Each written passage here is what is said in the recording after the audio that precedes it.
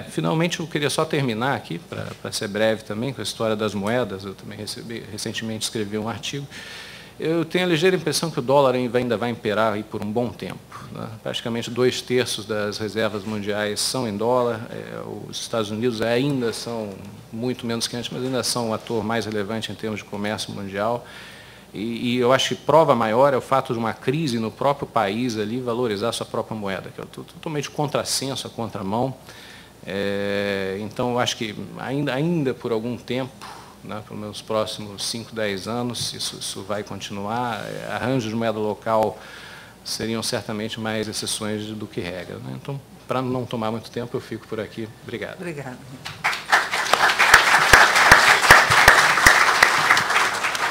Bom, dado o adiantado da hora, eu só vou fazer uma pergunta geral aqui que está relacionado a esse painel. Eu vou abrir um pouco, eu acho que ainda dá tempo para algumas perguntas, tá?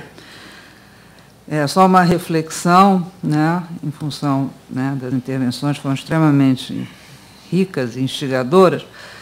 Quer dizer, uma das questões que eu acho que preocupa, quer dizer, é um motivo realmente de reflexão, eu achei extremamente interessante a colocação do embaixador Marcel, a ideia de que a participação de Brasil e China nessas questões internacionais passem por transformações que os próprios países viveram, que o tornam, vamos dizer, atores mais importantes dentro dessa agenda global, né?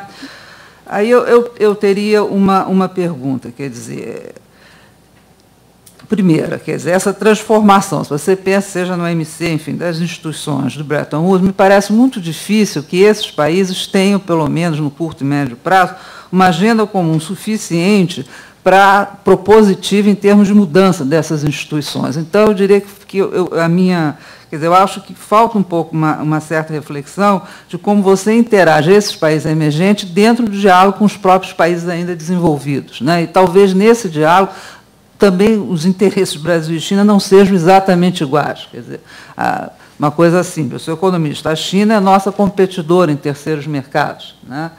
Então, quer dizer, se a gente pensar numa visão mais de longo prazo, quer dizer, até que ponto eu posso imaginar Brasil e China levando uma agenda comum de mudança no cenário internacional nessas instituições.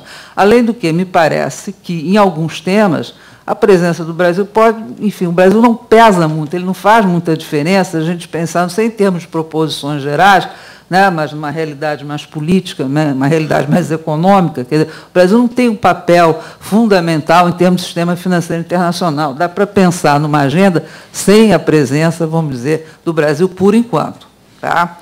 E aos outros temas, acho mais complicado, meio ambiente, a presença do Brasil é importantíssima, né? Então, é um pouco essa reflexão, quer dizer, eu acho que ainda é um pouco assim, muito desejo, né? Mas será que realmente a gente chegou no momento de que teremos uma agenda agora capitaneada pelos esses países? A minha ideia é que capitaneada não acredito, quer dizer, não percebo muito. Acho que teremos talvez um novo diálogo, e esse diálogo está se mostrando exatamente difícil, dado que nenhuma das... Até o momento você não consegue fechar essas negociações, porque você tem essa realidade diferente. É só uma reflexão. Eu gostaria de saber, dá tempo da gente, né, abrir um pouquinho, acho que também o Renato Palma ainda não chegou. Só diz, por favor, o seu nome e de onde você é. Obrigada. Meu nome é Wagner. Depois vocês falam tudo geral. Bom dia. Meu nome é Wagner, eu sou professor de RI da universidade. E eu fico, toda vez, olhando as relações internacionais e vejo que está faltando uma coisa a ser discutida nas relações internacionais. Não quero ser pretencioso, porque eu sou da área e eu vejo isso. Foi-se colocado aqui, pelo embaixador Roberto, que no começo da chegada daqueles embaixadores que iam olhar ou iam discutir sobre o enfoque econômico, né, um certo... não vou falar desprezo, mas um certo olhar diferente no Itamaraty, né? E hoje eu vejo muito claro que, e olha que eu participo, leio, e não vejo nenhuma referência, que não teve nenhuma referência a uma coisa que é fundamental nas relações internacionais. A gente vê diariamente nos jornais isso, que é o ciberespaço. Onde está a discussão das relações internacionais em relação ao ciberespaço? Se nós olharmos especificamente Brasil e China, nós vamos ver que hoje temos diferenças gritantes entre Brasil e China. Não precisa lembrar a visita da Hillary, né, à China em relação ao problema do Google. Então, aquela ideia do território, né, que é uma ideia de RI físico, a gente tem que juntar hoje aquela coisa virtual, o território-rede. E aonde que está essa discussão? Né? Onde está essa discussão entre as relações internacionais em relação a esse aspecto? Tá bom. É isso. Obrigado. Obrigada. Alguém mais deseja fazer uma pergunta? Eu peço que as perguntas sejam bem objetivas para a gente dar tempo. Bom dia a todos. Antes de mais nada, muito obrigado por estar aqui junto com vocês. Meu nome é Abdallah Saad Orhak, eu sou advogado, sou consultor jurídico na área de direito internacional.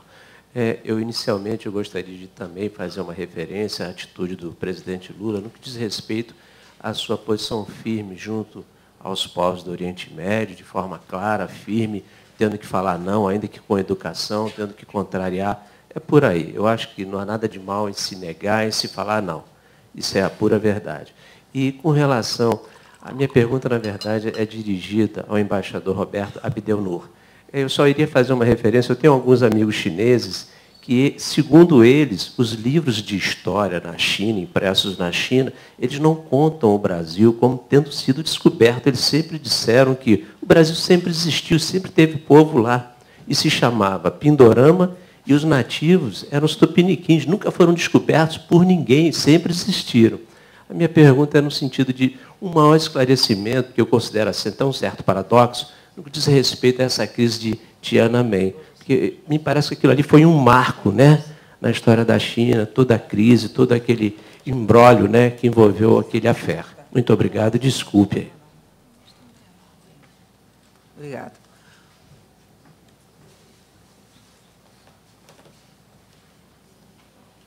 Mais alguma pergunta? Depois a gente encerra.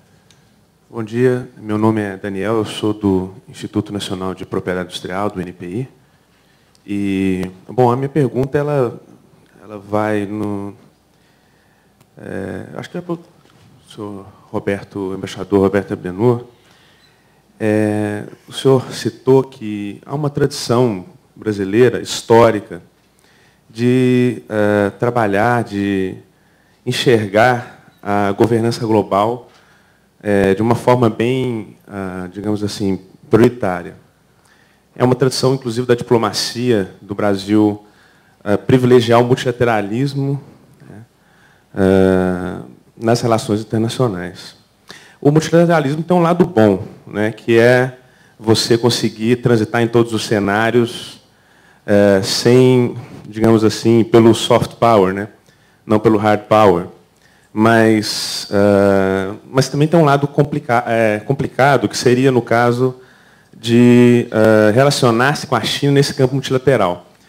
Ou tentando fazer concertos, arranjos multilaterais para conseguir obter, digamos assim, um apoio da China. O que aconteceu no G4, que foi aquele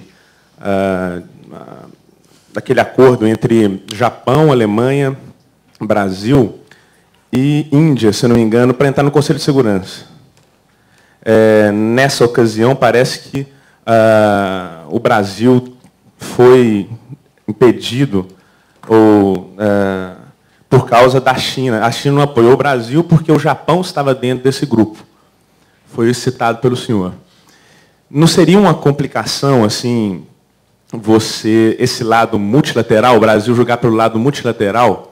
A diplomacia do Brasil tem uma tradição multilateral, sendo que a China ela tem uma dificuldade de transitar em alguns campos multilaterais, como, por exemplo, a Comissão de Direitos Humanos da ONU, como a própria política, esse processo de entrada no Conselho de Segurança. Tá ok, obrigada. Bom,